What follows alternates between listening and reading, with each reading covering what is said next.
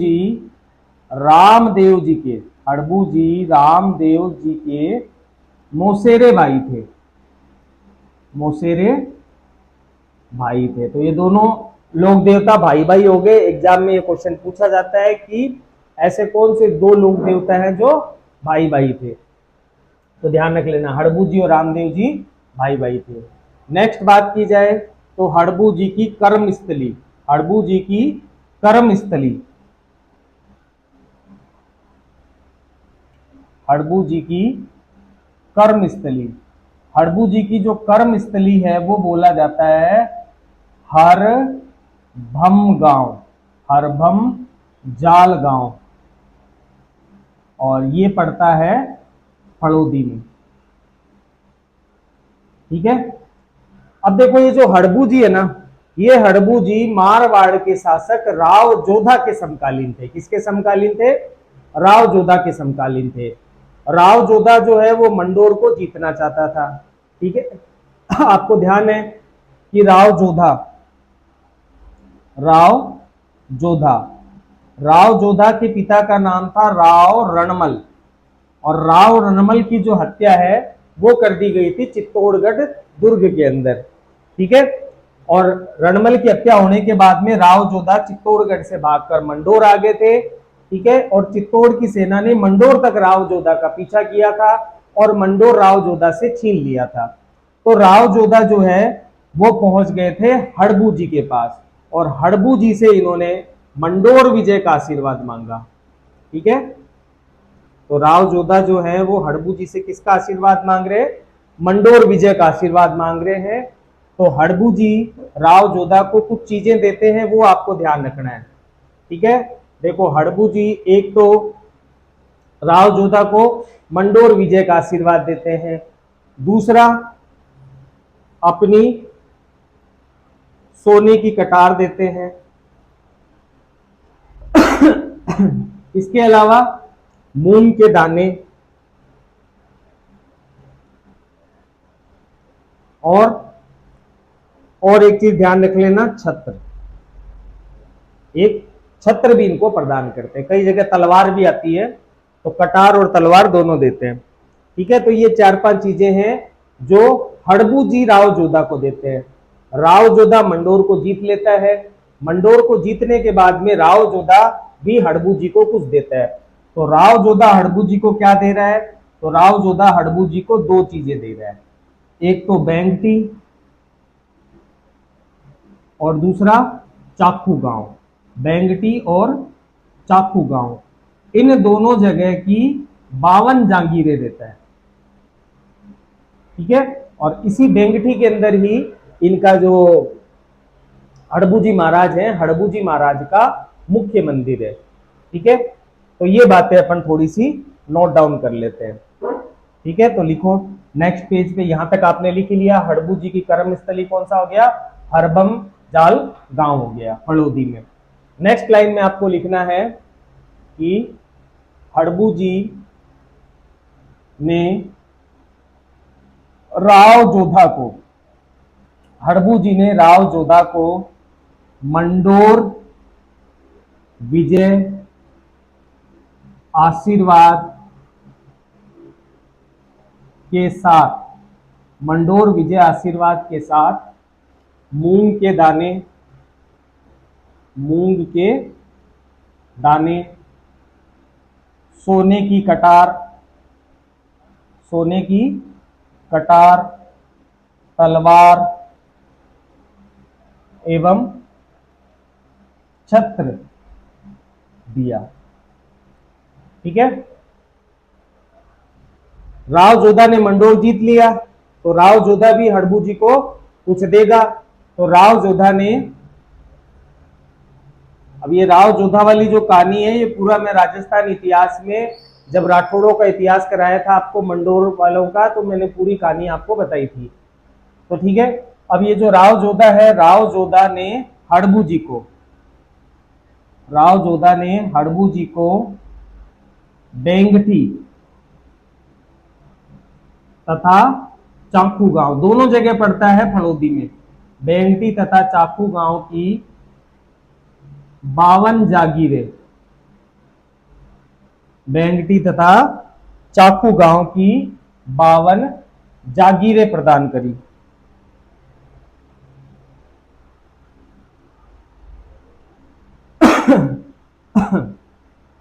ठीक है, अब थोड़ा सा यहां पर रामदेव जी का भी जिक्र कर लेते हैं। रामदेव जी कौन थे? तो हड़बू जी के मौसेरे भाई थे। तो देखो रामदेव जी ने जब समाधि ली, तो रामदेव जी के समाधि लेने के 8 दिन बाद में 8वें दिन कौन समाधि ले रहा है?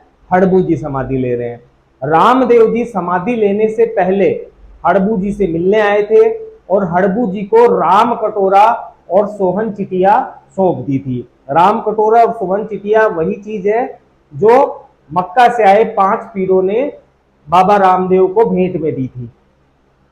ठीक है, तो यही सब बातें लिख लेते हैं कि रामदेव जी ने समाधि लेने से पूर्व, रामदेव जी ने समाधि लेने से पूर्व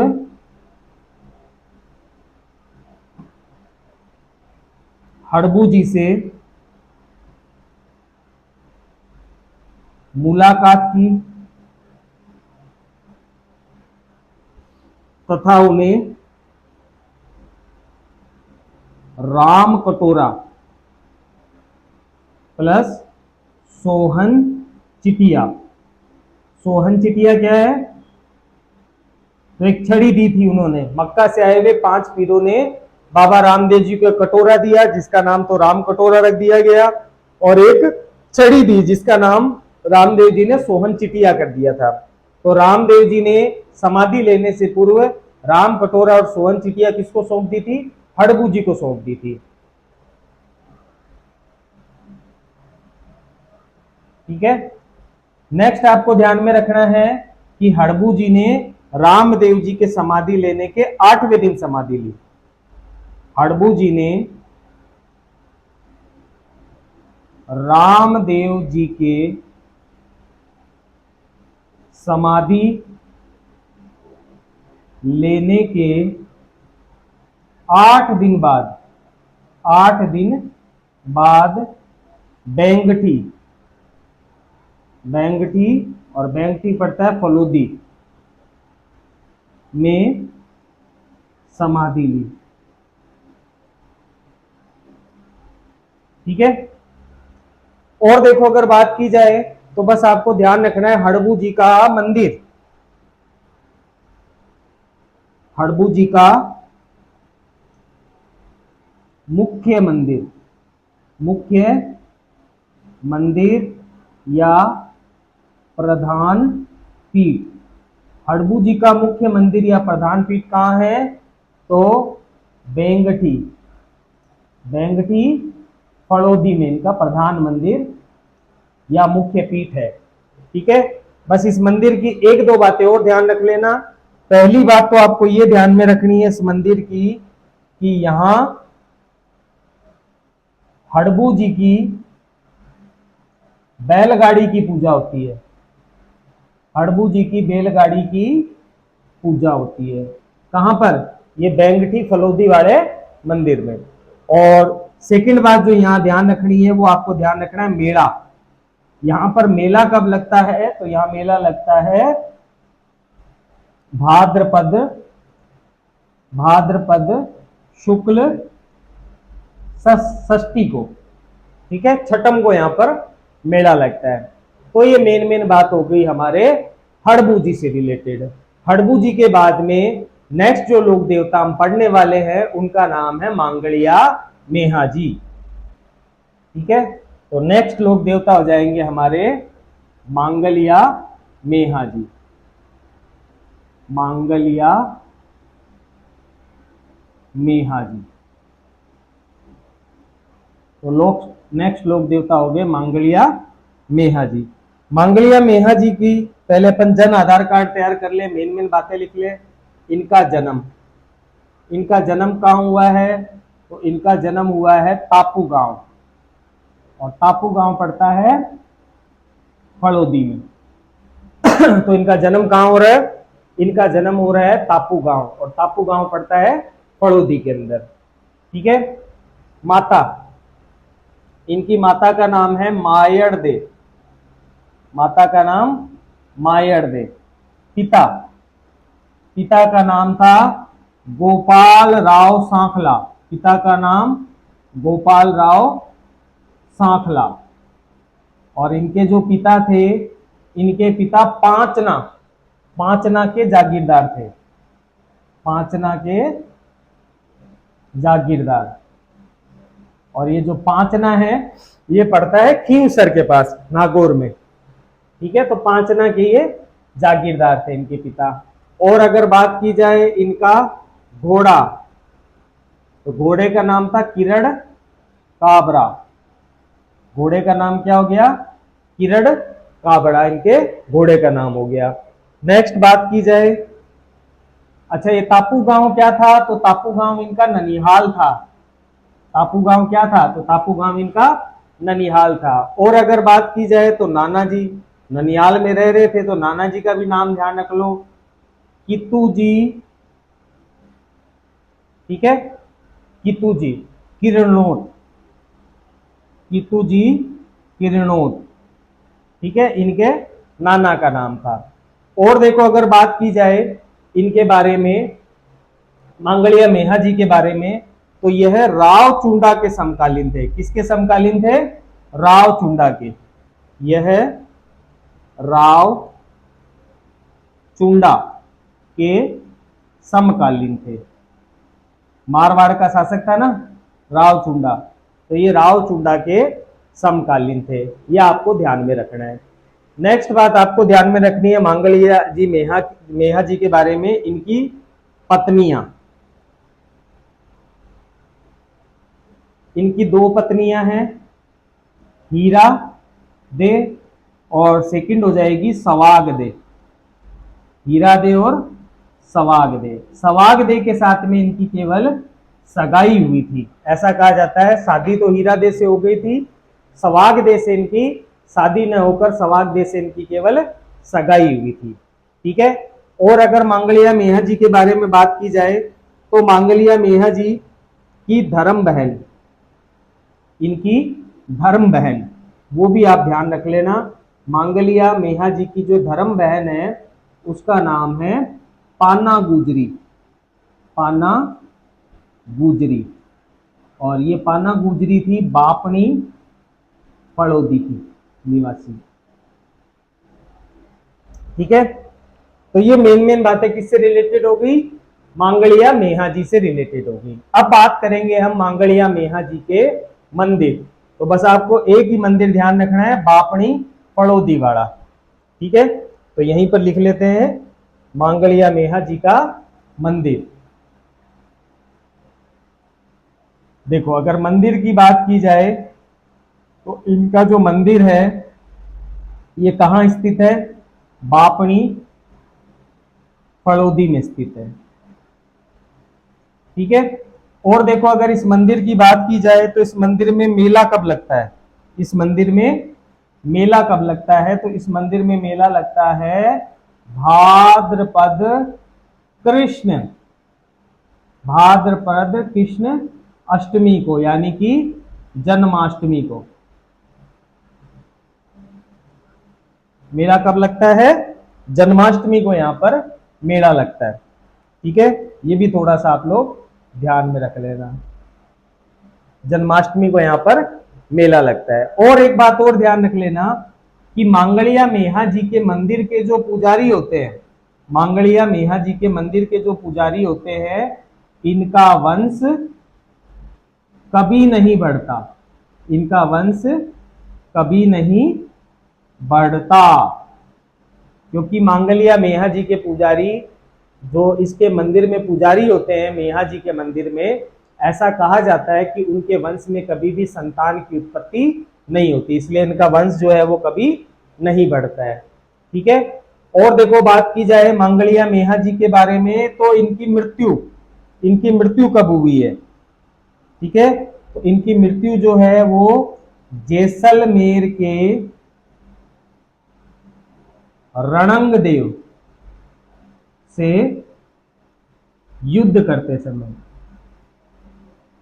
ठीक है, तो मांगलिया मेहा जी की मृत्यु कब हुई है? जैसलमेर के रणंगदेव से युद्ध करते समय इनकी मृत्यु। मेन बात रिलेटेड हो गई मांगलिया मेहा जी से। ये भी किसमें शामिल है? पंचपीर में शामिल है। नेक्स्ट हम बात करेंगे देव बाबा। ठीक है, तो अगले जो हमारे लोक देवता है उनका नाम है देव बाबा। देव बाबा की देखो मेन बातें क्या हो जाएगी। तो नंबर 1 बात आपको ध्यान में रखनी है, यह है पशु चिकित्सा के ज्ञाता थे। पशु चिकित्सा के ज्ञाता थे। ठीक है, अब यहां पर क्वेश्चन आता है कि निम्न में से पशु चिकित्सा के ज्ञाता कौन थे? तो लोग वहां पर हड़बू जी को लगाए जाते हैं। ठीक है, हड़बू जी पशु चिकित्सा ज्ञाता नहीं थे। पशु बीमार होता था तो हड़बू जी की फड़ बोली जाती थी। मेन हड़बू जी का संबंध आप ऊंटों से बना सकते हो। ठीक है, तो ये पशु चिकित्सा के ज्ञाता थे। कौन? देव बाबा। ठीक है, और देखो अगर बात की जाए तो इन्हें ग्वालों का संरक्षक भी कहा जाता है। इन्हें ग्वालों का संरक्षक, ग्वालों का संरक्षक भी कहा जाता है। ठीक है, यह चरवाहों को भोजन करवाते थे। यह चरवाहों को भोजन करवाते थे। और क्या बात ध्यान रखनी है? तो देव बाबा के आप लोग उपनाम ध्यान में रख लेना। देव बाबा के क्या उपनाम है? तो नंबर 1 तो हो जाएगा पशु चिकित्सक लोक देवता। पशु चिकित्सक लोक देवता किसे कहा जाता है? तो देव बाबा को कहा जाता है। दूसरा, ग्वालों के आराध्य देव, ग्वालों के आराध्य देवता। ये किसके नाम हो गए? ये देव बाबा के उपनाम हो गए। ठीक है, एक लास्ट बात देव बाबा के बारे में ध्यान रख लेना, देव बाबा का मंदिर। तो देव बाबा का मंदिर है नगला जहाज, और नगला जहाज पड़ता है भरतपुर में। ठीक है, तो देव बाबा का मंदिर कहां हो गया? भरतपुर में हो गया। देव बाबा के बाद में नेक्स्ट जो लोक देवता हम पढ़ने वाले हैं उनका नाम है राव मल्लीनाथ जी। ठीक है, तो नेक्स्ट लोक देवता है मल्लीनाथ जी।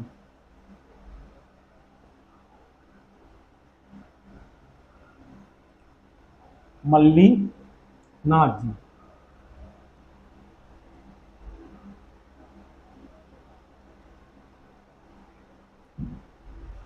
मल्लीनाथ जी के अगर जन्म की बात की जाए तो इनका जन्म हुआ है गोपड़ी गांव। गोपड़ी गांव, और गोपड़ी गांव पड़ता है तिलवाड़ा। तिलवाड़ा कहां पड़ता है? तो तिलवाड़ा पड़ता है बालोतरा में। और पहले बालोतरा कहां पड़ता था? अब तो डिस्ट्रिक्ट बन गया, पहले बालोतरा पड़ता था बाड़मेर के अंदर। तो ध्यान रख लेना, मल्लीनाथ जी का जन्म कहां हुआ है? गोपड़ी गांव में हुआ है, तिलवाड़ा तहसील और बालोतरा जिला।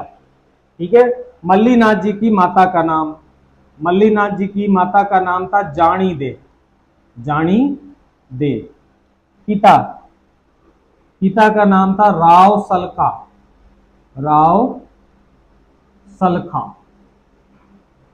ठीक है, पत्नी, इनकी पत्नी का नाम था रूपा दे। क्या नाम था? रूपा दे। ठीक है, और ये जो रूपा दे थी ये बहुत ही धार्मिक प्रवृत्ति की महिला थी। कहा जाता है कि रूपा दे के प्रभाव में आकर ही मल्लीनाथ जी ने राजपाट को छोड़कर आगे जाकर सन्यास को धारण कर लिया था। तो उनको सन्यासी बनाने में सबसे बड़ा हाथ किनका था? रूपा दे का था। रूपा दे का खुद का भी आपको मंदिर देखने को मिलेगा। रानी रूपा दे का जो मंदिर है ना वो कहां है? तो वो है मालाजाल। मालाजाल गांव, या इसी को ही मंजल गांव बोलते हैं, और ये पड़ता है बाड़मेर में। ठीक है, बालोतरा बाड़मेर में। ठीक है, तो ये भी थोड़ा सा आप ध्यान रख लेना। और अगर देखो बात की जाए मल्लीनाथ जी के गुरु की, तो मल्लीनाथ जी के गुरु कौन है? मल्लीनाथ जी के गुरु हो जाएंगे उगम जी। मल्लीनाथ जी के गुरु कौन हो गए? उगम जी। और देखो अगर बात की जाए मल्लीनाथ जी के बारे में, तो मल्लीनाथ जी ने, एक तो दिल्ली के शासक थे जिनका नाम था फिरोज तुगलक, तुगलक वंश का शासक था फिरोज तुगलक, और एक गुजरात का शासक था निजामुद्दीन। इन दोनों को युद्ध में पराजित किया था। तो ये भी बात थोड़ी सी आप लोग ध्यान रख लेना कि मल्लीनाथ जी ने फिरोज तुगलक, मल्लीनाथ जी ने फिरोज तुगलक प्लस निजामुद्दीन को युद्ध में पराजित किया। अब ये जो फिरोज तुगलक था, ये कहां का था? तो ये दिल्ली का शासक था। कहां का शासक था? दिल्ली का। तो ये दिल्ली का सुल्तान था। और ये जो निजामुद्दीन भाई साहब है, ये गुजरात के शासक थे। अलग अलग लड़ाइयों में हराया था, ऐसे नहीं कि एक साथ हरा दिया था। ठीक है, तो ये भी बात आप लोगों को थोड़ी सी ध्यान में रख लेनी है। अगर बात की जाए मल्लीनाथ जी की कर्मस्थली की, मल्लीनाथ जी की कर्मस्थली कौन सी है? तो मल्लीनाथ जी की कर्मस्थली है मालानी क्षेत्र। मल्लीनाथ जी की कर्मस्थली क्या हो जाएगी? मल्लानी क्षेत्र। और अगर बात की जाए मल्लीनाथ जी का मुख्य मंदिर, मल्लीनाथ जी का मुख्य मंदिर या तपोभूमि, कर्मस्थली अलग है, तपोभूमि अलग है। कर्मस्थली पूछी जाए तब तो मालानी क्षेत्र, और अगर आपसे तपोभूमि या मुख्य मंदिर पूछी जाए तब आपको ध्यान में रखना है कि इनका जो मुख्य मंदिर है वो है तिलवाड़ा बालोतरा। और ये कहां चला गया? मतलब पहले कहां होता था? बाड़मेर में होता था। तो तिलवाड़ा बाड़मेर में। ठीक है, ध्यान रख लेना इनका मुख्य मंदिर कहां पर है। यहीं पर एक मेला लगता है जिसका नाम है मल्लीनाथ पशु मेला। मल्लीनाथ पशु मेला, इसके बारे में भी थोड़ा सा लिख लो, मल्लीनाथ पशु मेला। ठीक है, कहां लगता है भाई ये मेला? तो ये मेला लगता है तिलवाड़ा बाड़मेर में, ये मेला लगता है। ठीक है, लूणी नदी के किनारे लगता है, लूणी नदी के किनारे लगता है। ठीक है, कब से कब तक लगता है? तो ये मेला चैत्र कृष्ण 11 से चैत्र कृष्ण 11 से चैत्र शुक्ल 11 तक लगता है। ठीक है, और प्रमुख नस्ल, इसमें कौन सी प्रमुख नस्ल का पशु बेचा जाता है? तो इसमें बेची जाती है थार पारकर गाय, थार पारकर। तो ये जो मेला है, ये मेला कौन सी नस्ल के लिए फेमस है? थार पारकर नस्ल की गायों के लिए ये मेला प्रसिद्ध है। ठीक है, तो ये मेन बातें किससे रिलेटेड हो गई? ये मेन बातें रिलेटेड हो गई हमारे मल्लीनाथ जी से रिलेटेड। ठीक है, मल्लीनाथ जी के हम बात करेंगे पल्लीनाथ जी की।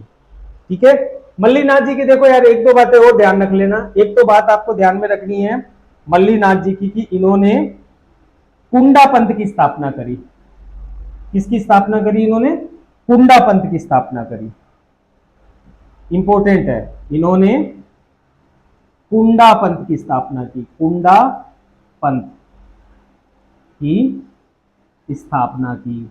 और बात एक बार और ध्यान रख लेना कि इन्हें भविष्य दृष्टा देवता भी कहा जाता है।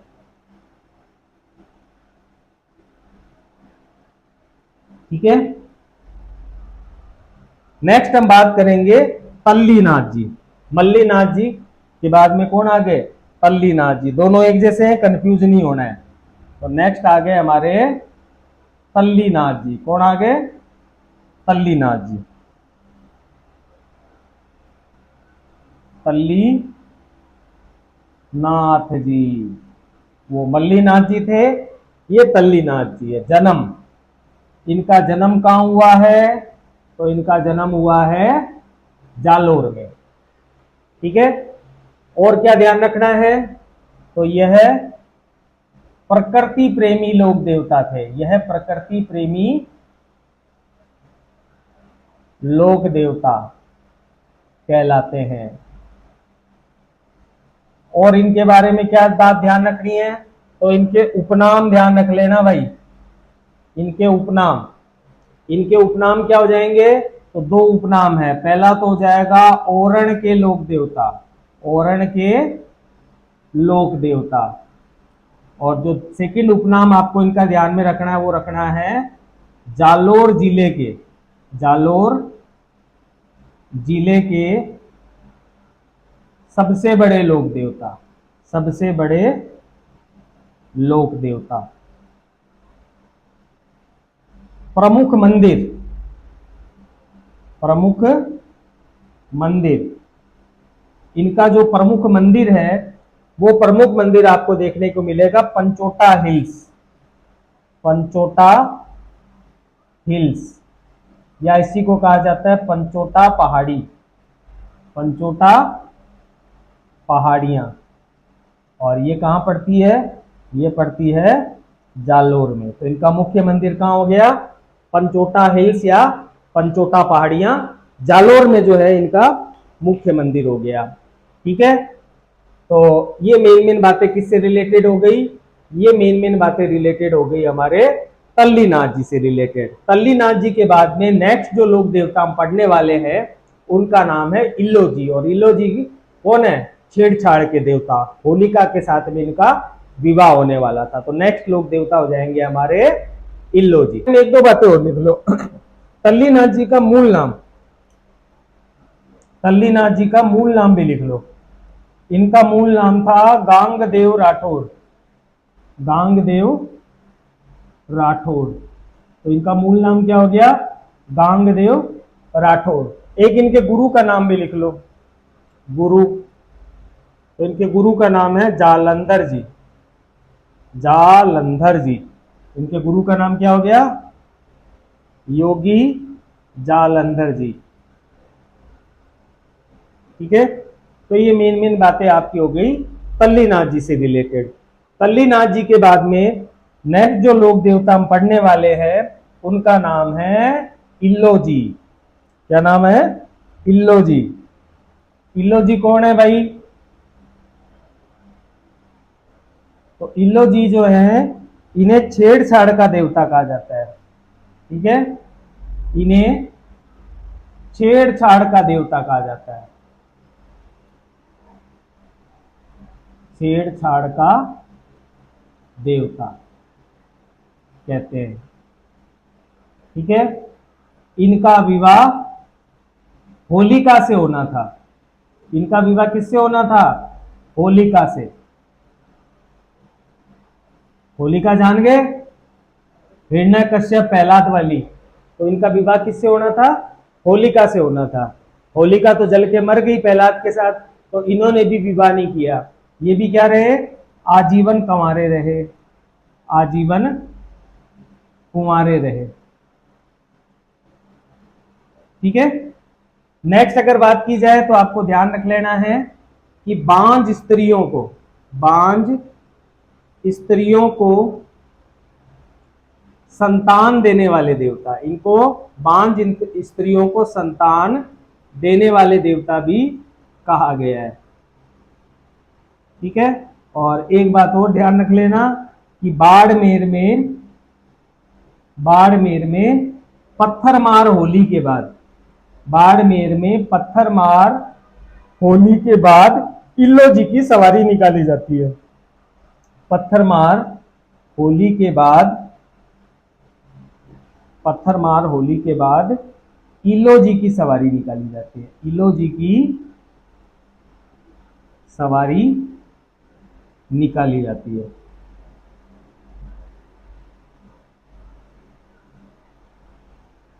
ठीक है, इल्लो जी के बाद वे नेक्स्ट जो लोक देवता हम पढ़ने वाले हैं उनका नाम है पनराज जी। तो नेक्स्ट लोक देवता कौन से हो गए? नेक्स्ट लोक देवता हो जाएंगे पनराज जी। और पनराज जी के बारे में बस आपको दो ही बातें ध्यान में रखनी है। पहली बात क्या ध्यान रखनी है? पहली बात ये ध्यान रखनी है कि बच्चों में, छोटे बच्चों में तोतलेपन का इलाज करने के लिए इनकी पूजा की जाती है। छोटे बच्चों में तोतलापन, छोटे बच्चों में तोतलापन दूर करने के लिए इनकी पूजा की जाती है। ठीक है, तो इनका एक ही फेमस क्वेश्चन बनता है कि तोतलापन दूर करने वाले लोक देवता कौन से हैं? तो पनराज जी। ठीक है, बात करते हैं इनका मुख्य मंदिर, मुख्य मंदिर या प्रधान पीठ। इनका मुख्य मंदिर या प्रधान पीठ कौन सी हो जाएगी? तो आप ध्यान रख लेना, मुख्य मंदिर है इनका नगागांव, या इसी नगागांव को पनराजसर के नाम से भी जाना जाता है। पनराजसर कहां पड़ता है? जैसलमेर में। तो बस इनके बारे में आपको दो ही बातें ध्यान में रखनी है। नेक्स्ट जो पनराज जी के बाद में नेक्स्ट जो लोक देवता है उनका नाम है फत्ता जी। नेक्स्ट लोक देवता कौन से आगे? फत्ता जी। फत्ता जी के बारे में बस आपको एक दो बातें ध्यान रखनी है। पहली बात, इनका जन्म या प्रमुख मंदिर, फत्ता जी का जन्म या प्रमुख मंदिर कहाँ है? तो यह है सांखू गांव। सांखू गांव, सांखू गांव कहाँ पड़ता है? जालोर में।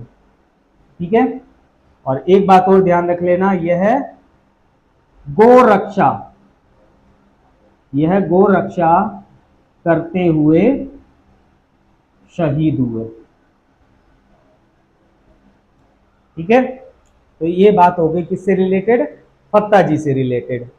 फत्ता जी के बाद में नेक्स्ट जो लोक देवता है उनका नाम है भोमिया जी। नेक्स्ट लोक देवता है भोमिया जी, या इनको ही कह देते हैं क्षेत्रपाल जी। भोमिया जी या क्षेत्रपाल जी, इनके बारे में भी आपको दो ही बातें ध्यान में रखनी है। पहली बात क्या ध्यान रखनी है? पहली बात तो ये ध्यान रखनी है कि इन्हें भूमि रक्षक देवता कहा जाता है। भूमि रक्षक देवता कहा जाता है। और दूसरा, दक्षिणी राजस्थान में, दक्षिणी राजस्थान में इन्हें यानी कि भोमिया जी को क्षेत्रपाल कहा जाता है। क्षेत्रपाल कहा जाता है। नेक्स्ट जो लोक देवता जिनकी हम बात करने वाले हैं उनका नाम है कल्लाजी राठौड़। तो नेक्स्ट लोक देवता कौन से हो गए? नेक्स्ट लोक देवता हो जाएंगे कल्लाजी राठौड़।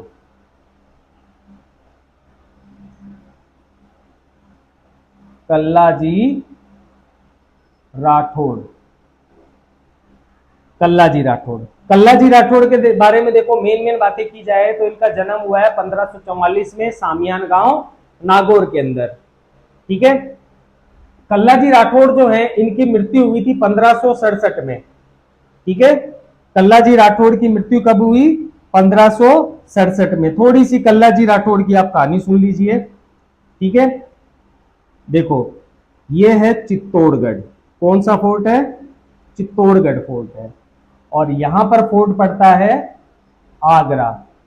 आगरा में कौन बैठा है? आगरा में बैठा है अकबर। ठीक है, और चित्तौड़ का इस वक्त शासक कौन था? चित्तौड़ का इस वक्त शासक था उदय सिंह। ठीक है, 1567 की बात है। 1567 में अकबर चित्तौड़गढ़ फोर्ट के ऊपर आक्रमण करता है। ठीक है, उदय सिंह तो चित्तौड़गढ़ फोर्ट छोड़कर चले जाते हैं गिरवा पहाड़ियों में, यानी कि किधर चले जाते हैं? उदयपुर की तरफ निकल जाते हैं। उदय सिंह लड़ाई नहीं लड़ते। उदय सिंह जो है चित्तौड़गढ़ फोर्ट का जो भार है वो सौंप जाते हैं जयमल को, ठीक है, और फत्ता को, और एक व्यक्ति और ध्यान रख लेना, कल्लाजी राठौड़ को। तो इन 3 जनों को, जिसमें से मुख्य सेनापति कौन है, तो मुख्य सेनापति है जयमल, जयमल मेड़तिया, ये मुख्य सेनापति है। तो चित्तौड़ का भार उदय सिंह जी सौंप कर चले जाते हैं जयमल और फत्ता और कल्लाजी राठौड़ के ऊपर। अकबर जो है ये 1567 में चित्तौड़गढ़ दुर्ग के ऊपर हमला कर देता है और अकबर संग्राम नामक बंदूक से जयमल के पैर पर गोली मार देता है। जयमल घायल हो जाते हैं। जयमल जब घायल हो जाते हैं तो कल्लाजी राठौड़ जो हैं वो जयमल को अपने कंधों पर बैठा लेते हैं, ठीक है। तो 2 हाथ तो जयमल जी के और 2 हाथ कल्लाजी के, तो टोटल कितने हाथ हो गए, 4 हाथ हो गए। इसीलिए इतिहास में कल्लाजी राठौड़ जो है वो 4 हाथ वाले लोक देवता के रूप में प्रसिद्ध हुए, ठीक है। और इसी 1567 के चित्तौड़ आक्रमण के अंदर ही जो कल्लाजी राठौड़ है इनकी मृत्यु हुई थी, और 1567 में ही चित्तौड़ का तीसरा साका हुआ था, ठीक है। और इसी के अंदर ही कल्लाजी की, जयमल की और फत्ता की, तीनों की मृत्यु हो गई थी। जयमल और फत्ता की वीरता से अकबर बहुत ज्यादा खुश हुआ और इनकी गजारूढ़ प्रतिमाएं जो है उसने आगरा के किले के अंदर लगवाई थी। किसकी लगवाई थी, जयमल और फत्ता की, कल्लाजी की नहीं लगवाई थी, ठीक है। तो कल्लाजी राठौड़ के बारे में हम ये मेन बातें लिख लेते हैं, ठीक है। तो कल्लाजी राठौड़, इनका जन्म, कल्लाजी का जन्म कहाँ हुआ है, तो सामियान गांव, सामियान गांव। और सामियान गांव कहाँ पड़ता है, तो सामियान गांव पड़ता है नागौर में। और इनका जन्म कब हुआ है, तो 1544 में इनका जन्म हुआ है, ठीक है। और बात की जाए तो इन्हें 4 हाथों वाले लोक देवता भी कहते हैं, इन्हें 4 हाथों वाला लोक देवता भी कहते हैं, ठीक है। और क्या बात ध्यान रखनी है, इन्हें शेषनाग का अवतार कहते हैं, इन्हें शेषनाग, इन्हें शेषनाग का अवतार भी कहते हैं। यह मीराबाई के भतीजे थे, यह मीराबाई के भतीजे थे, ठीक है। जन्म, अरे सॉरी, इनकी मृत्यु, जन्म तो करा दिया 1544 में, मृत्यु, इनकी जो मृत्यु है 1567 में चित्तौड़ के तीसरे साके में अकबर के विरुद्ध युद्ध करते हुए,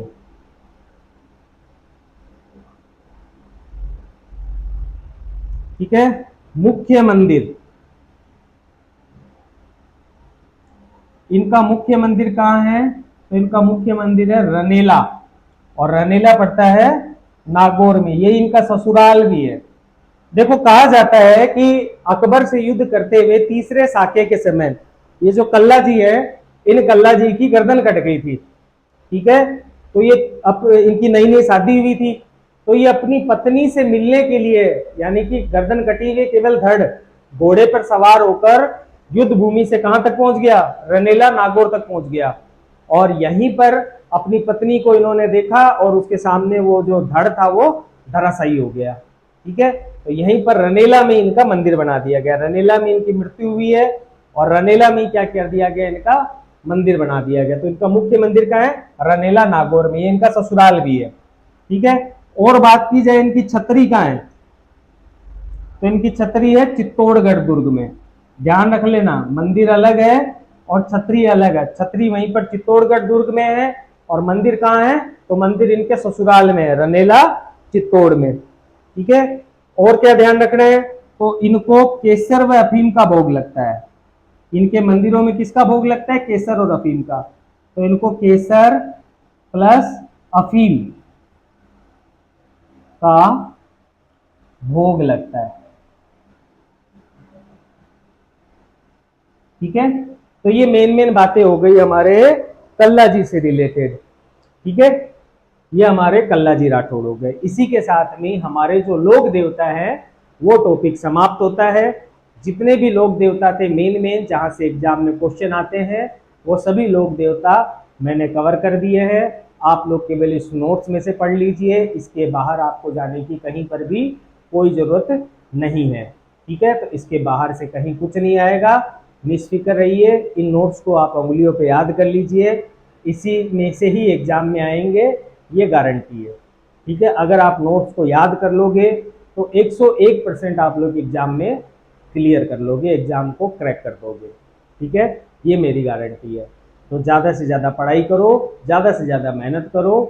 ठीक है, और अगर आपको वीडियो पसंद आ रहे हो, जो लोग नए जुड़े हो, तो प्लीज़ वीडियो को ज़्यादा से ज़्यादा लाइक कर दीजिए, ज़्यादा से ज़्यादा सब्सक्राइब कर दीजिए और वीडियो को ज़्यादा से ज़्यादा शेयर कर दीजिए।